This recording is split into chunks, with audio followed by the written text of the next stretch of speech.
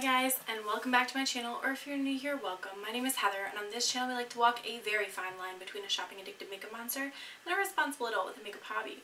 Now, I really enjoy eyeshadow singles, duochromes, multi-chromes, blush, highlight, lip gloss, everything except pressed glitter. Today though, we are going to be talking over my top 10 and bottom 10 products of the year, excluding eyeshadow palettes. So if that sounds like something you're interested in, stick with me, we're getting into it right now.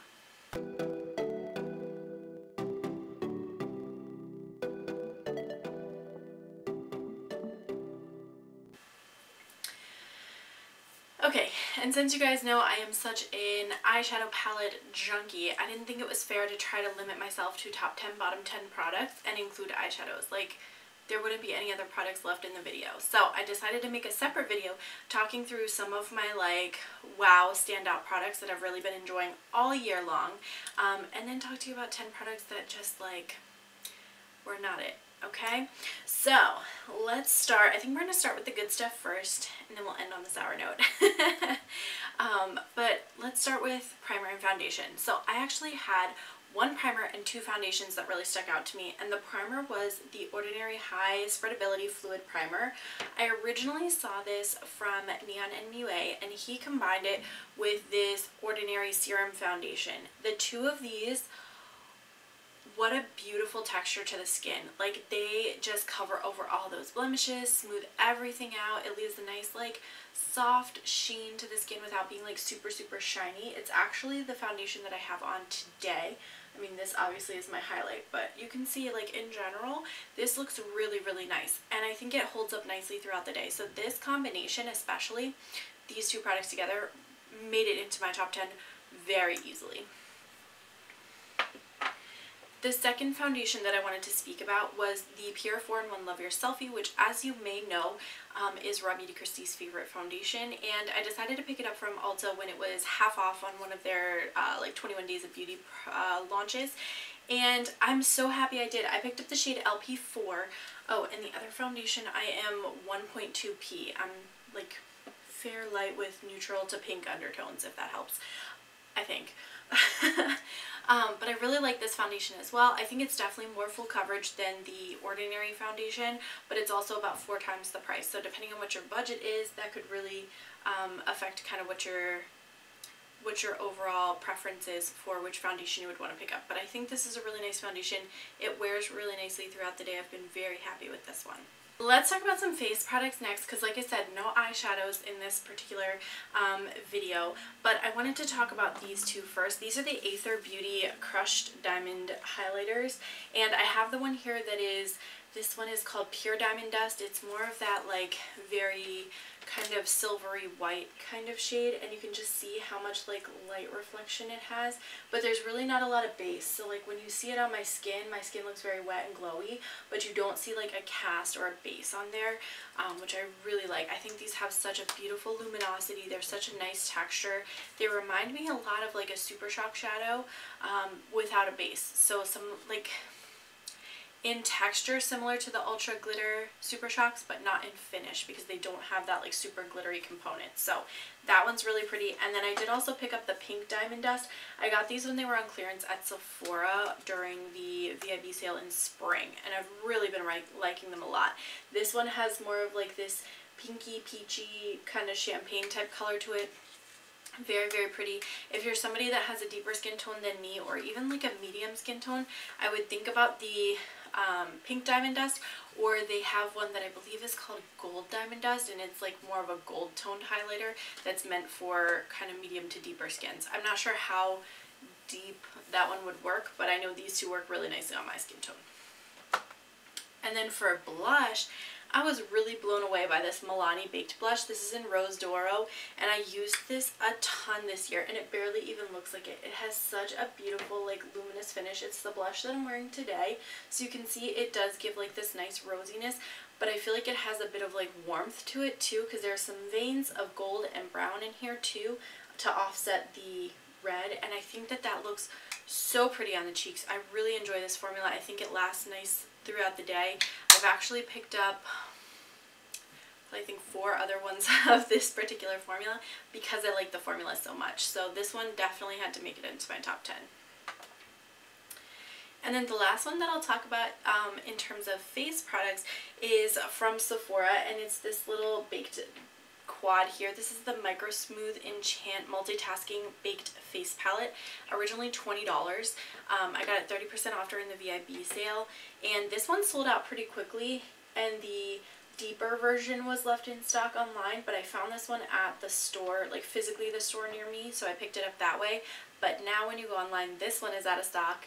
Oh no, I'm sorry, this one is still in stock, and the deeper one is out of stock. So I don't know if they're planning on restocking these or not. I kind of hope they do, because I'd be interested in picking up the deeper one, especially for the blushes, because these blushes are a beautiful texture.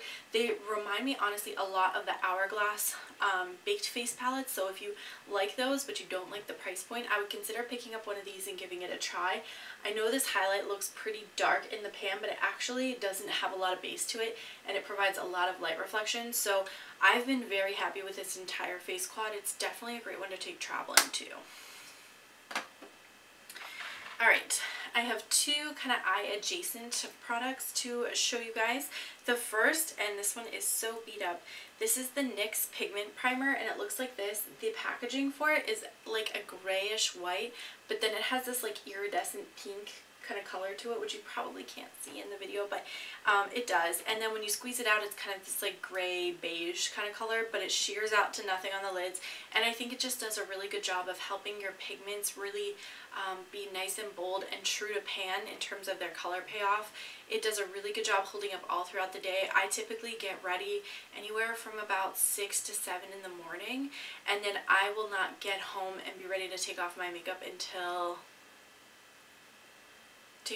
around 9, and most days my makeup looks absolutely perfect with this. I mean, there's always one day where you know, rub your eyes or whatever and it kind of gets a little messed up, but this does such a good job. It's actually blown my Milani eye primer out of the water, and I have been a loyal purchaser of that for probably 6 years. So the fact that this dethroned that eye primer really tells me that this is a quality item. And then the other thing that I wanted to talk about that's sort of eye adjacent is the Lethal Cosmetics gel liners. So they come in these little pots like this. I have 2 colors here, but I have, I think, 5 colors total: yellow, green, pink, blue, and white. But they're really, really nice in consistency. They spread on so nicely onto the waterline, and they stay there all day. I find myself having to use like a makeup eraser or something at the end of the night to try to get them out of my waterline, because they are so adherent, which I think is great, because so many eyeliners do not stick in my waterline. So these really surprised me. I think they're about $15 a piece.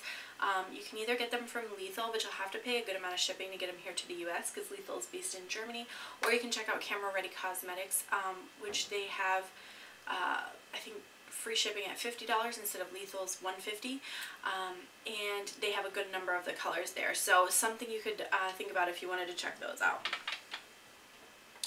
And then the one lip product that really like blew me out of the water this year was the Maybelline Lifter Glosses. So I just grabbed 2 random shades out of my drawer here. These are the shades Petal and Stone. I think Petal is probably the one that I use the absolute most, because it's kind of that like mauve-y, pinky, glossy tone.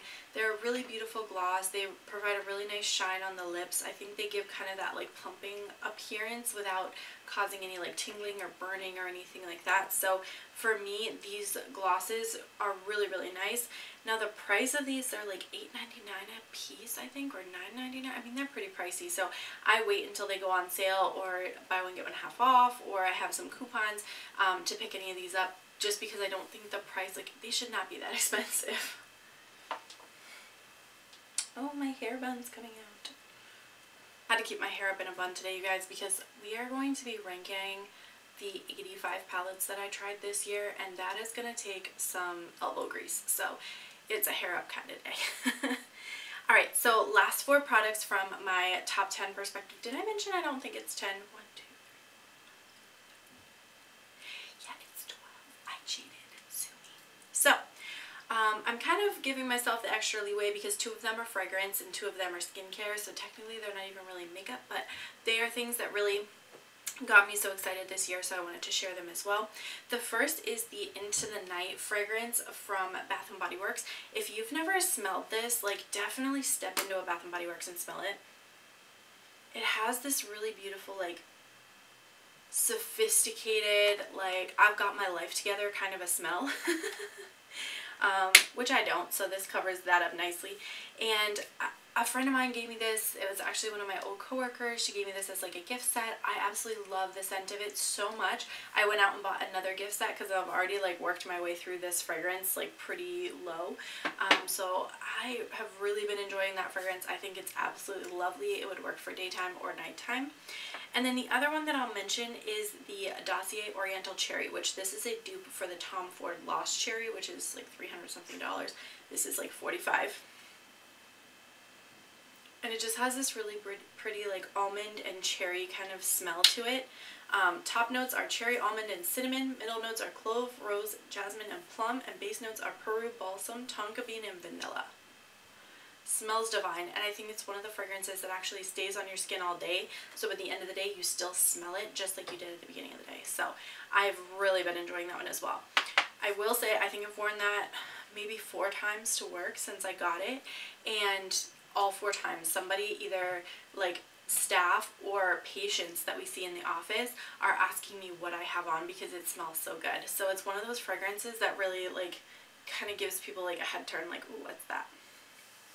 Alright, and then the last 2 things I want to talk about are skincare. So the first is the Vanilla & Co. Clean It Zero Cleansing Balm. They have 4 or 5 different like versions of this. They come in different colors. I've used the pink, I've used this green. I want to say I tried another color, but I'm not sure off the top of my head. But this is, I think, the 3rd container I've gone through in the last 2 years. This has quickly become a favorite of mine. When you open it up, you do get like this little lid that has this kind of little scooper in there, which I use to try to avoid having to like shove my fingers into it because it's kind of like a weird Vaseline consistency. But you can see, like, I love this hard. This is my 2nd container for the year. I had one other container last year. Very, very nice. The other versions besides the pink original version are slightly more expensive, and I would say because this is not staying on your skin very long, you'd probably be okay with just the pink original version, because I'm not sure any of those other versions are going to have enough time to sit on your skin to really produce any appreciable effect. So I tried this one because it had a triple peel acid cleansing pore clarifying element to it, but I'm not really sure it did much different. But I just love the balm so much that I'll continue to purchase. And then the last one to talk about is The Ordinary's 0.5% retinol and squalane. Oh my gosh, I have never had skincare that I put on and then the next morning visibly felt like I saw something different. Like when I see that, you know, 98% of participants saw visibly improved wrinkles or whatever on the like side of packages of lotions and creams and everything, I'm like, yeah, whatever. This one I actually feel like I see a difference. When I put this on at night and wake up in the morning, I feel like my skin looks younger. I feel like it looks a little bit more taut, if you will. The fine lines look less pronounced. So I use this probably 3 or 4 times a week, and I just go like every other day and apply this, and on the alternating days I'll do like a hyaluronic acid treatment and then a moisturizer and an eye cream. So I've really been liking this a lot. This is my 2nd bottle. I actually lost my 1st bottle when we moved, so I'm still in the hunt for that one, but this is my 2nd bottle, and I had to go get a replacement when I couldn't find my 1st one because it is so nice. So with that said, let's launch into some of the things that I was not a fan of this year. So most of these I'm going to have to show you pictures of because I've decluttered a lot of them. I had a big declutter that I filmed in about like the August time frame before we moved, and since then I've taken some of that stuff and given it to other makeup lovers, and so I just didn't feel the need to hang on to it just for this video. So the first thing to talk about is the MAC Magic Extensions mascara. I got this mascara from Influencer for a review, and I appreciated the chance to get the mascara to give it a try because there was so much hype surrounding this mascara when it first came out, but I did not like this mascara. It was very clumpy and I felt like it didn't give a lot of good definition to my lashes, and when I would go to take it off at night, this was my biggest gripe. I would go to take it off at night and it would smear everywhere. I would have these like enormous panda eyes from trying to get this mascara off, and I would have to wash my face 3, 4, 5 times to try to get most of it off. And then if I showered the next morning, somehow I got panda eyes back again. Like, this mascara was never ending and very difficult to get off. I did not like that at all, and for that reason I would not use it. So for me, that ended up being a big fail this year. The next fail to talk about, and this one sucks because this one's an indie brand, but I did get the Copacetic Cosmetics subscription box, and I tried out their eyeshadows, a highlighter, some sponges, which I actually have the sponge right there. That's a very nice sponge. And then I tried their glosses. Oh, and a nail polish. Nail polish was great. The gloss though. The gloss is one of those textures that's like that real sticky texture, and it kind of does that like stringy pull apart when you talk too long. So for me, that particular formula is just not a formula that I care to continue using, because I just don't like the texture of it. I'd like something a little bit thinner, or something that's not going to get that like build up around my mouth when I'm talking. So that one was kind of just a flop for me. The next one to talk about is the Revlon Colorstay Brow Crayon. And I'll tell you, when I get up in the morning, as I've said, I get up at like 5, 6 o'clock in the morning. I've got to like throw on my makeup, get dressed, and be out the door, right? And my commute used to be very long, so sometimes I'd be in a scramble to try to get things, you know, situated so I could leave, and then I'd be halfway to work and realize I never put brows on. Which like never used to be a big deal for me, but now that I do my brows most days, not wearing my brows looks a little ridiculous. So the one day I had to make an emergency stop, and I was like, oh, I'll just stop at Walgreens. I can pick up like a, you know, Essence pencil or whatever. And Walgreens is closed until after I'm supposed to be at work. So the only place that was open was a Giant Foods, which is like a grocery store. So I go in there. They only have one pencil available, and it's the Revlon Colorstay Brow Crayon. So I was like, well, I guess that's what I'm getting. This crayon is so sloppy. The pencil itself is very large. There's no like nice precise tip for it, and the actual product is very wet and slippery. So when you start to draw, you just get so much pigment so quickly. There's no way to kind of scale it back a little bit, and I feel like the pigment doesn't stay still then throughout the day. Like you're going to get migration of that pigment. If you touch your brows or anything, it's going to come off onto your hands. So I did not like that product at all. It did not even work for me for an emergency situation, and it's an absolute fail for me this year. Alright, the next one to talk about I do actually have with me, and it is the Gerard Cosmetics Clean Canvas Base, which I got from a Try Beauty box. I have mine in the shade Fair, so it looks kind of like this kind of pinky beigey shade. I cannot get this product to stop creasing on me. Every time I use this product, whether I use a little, whether I use a lot, whether I use a brush, whether I use my finger, whether I use one of those little silicone applicators, I cannot find what the perfect magic recipe is to get this to stop creasing. I've tried it with setting powder, I've tried setting my whole lid with eyeshadow, I've tried not setting anything at all, and by about an hour or two after I put on my makeup, I have horrendous creases where my lids fold together. I use the NYX Pigment Primer, the Milani Primer, the Juvia's Place Primer, the Glam Light Primer, and I've not had that same issue. So I feel like I've probably tried this about 20 times and I cannot make it work. Nady from Poplux loves this primer, and I cannot figure out how he gets it to work. So I've been like continuing to retry it in the hopes that I will get it to work, and I just can't. So for me, this is a big frustrating fail this year.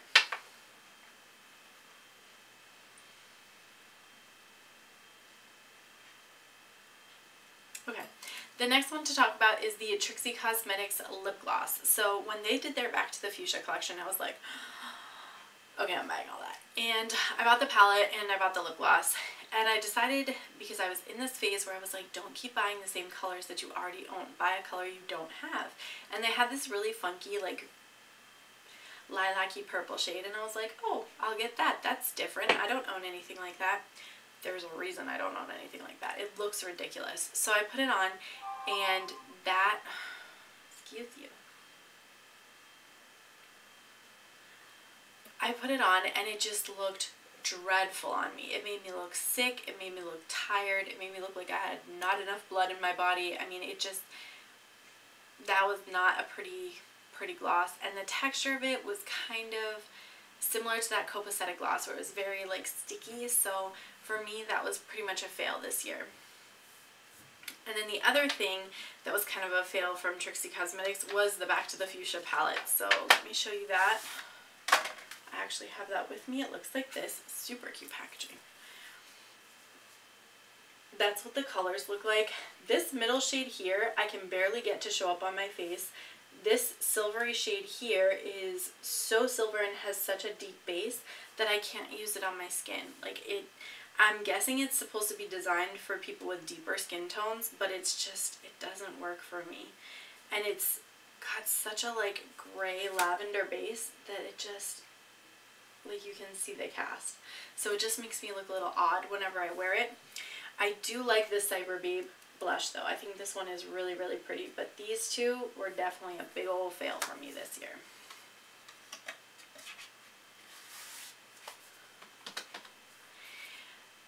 The next thing to talk about is the Estee Lauder, what Estee Lauder fragrance is this? The Estee Lauder Modern Muse Rollerball that I got from Tribe Beauty Box.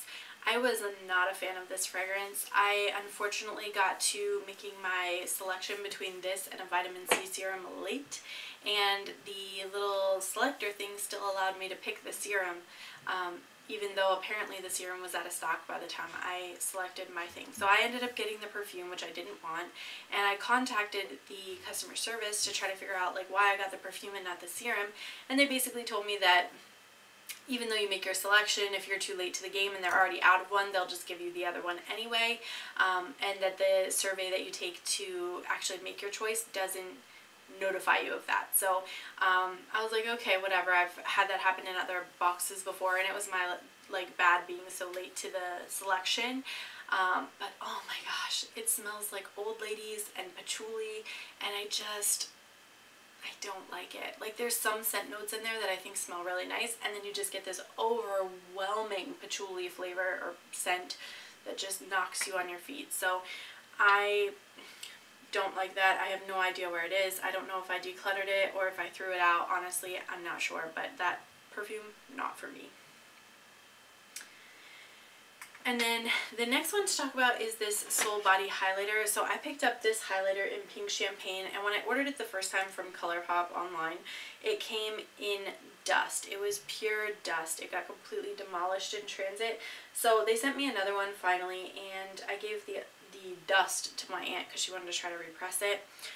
So this is what it looks like, and I do think it's a really pretty color. Like the actual color itself is probably, like I have this color about 15 times over in my eyeshadow collection because it's one of my favorites. But this is what the highlighter looks like. So you can see there's lots of reflection there. It's a really pretty, I think it would make a great blush topper for me because I'm so fair. But this is so glittery. Like if you look at my skin, it's so glittery. Who wears this much glitter in their blush? Like shimmer, sure, if it's the really, really fine mica, I'm cool with that. I'm cool with a shimmery blush. But this has like full-on gold glitter in it that I just cannot make work. It just looks a little bit ridiculous. Every time I use it, I get very frustrated. So for me, that ended up being a big fail. And then the last makeup product that was a fail for 2021 for me was this Revlon Glass Shimmer Fix Iridescent Fixing Spray. And it looks like this. As you can see, there's lots of like shimmery particles in it, and all of that gets on your face.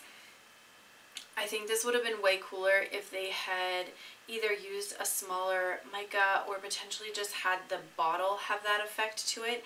I think it's cool when you like slosh it around, like it does make a cool effect, but then I don't want pink glitter all over my face. This gave me full on like Edward Cullen Twilight vampire face, and I did not like that. So I've been trying to use it up by spraying like shimmer shades when I'm going to do my eyeshadow, because then at least I'm using it, but I don't like this. This came out at the same time that those highlighters came out that were kind of like duping Lunar Beauty's highlighters. So yeah, I've had this for a while throughout the year, and I'm just, I don't know, it's kind of a disappointment. And I think that's everything. Let's double check my list. Yes. Okay. So that is everything for my 2020 loves and hates, everything that excludes eyeshadow. I definitely want you to stick around. Make sure you subscribe because I'm going to be ranking 85 eyeshadow palettes that I tried this year.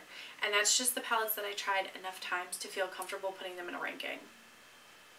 and there's so many more that I didn't even get a chance to try yet, so those are gonna definitely bleed over into next year.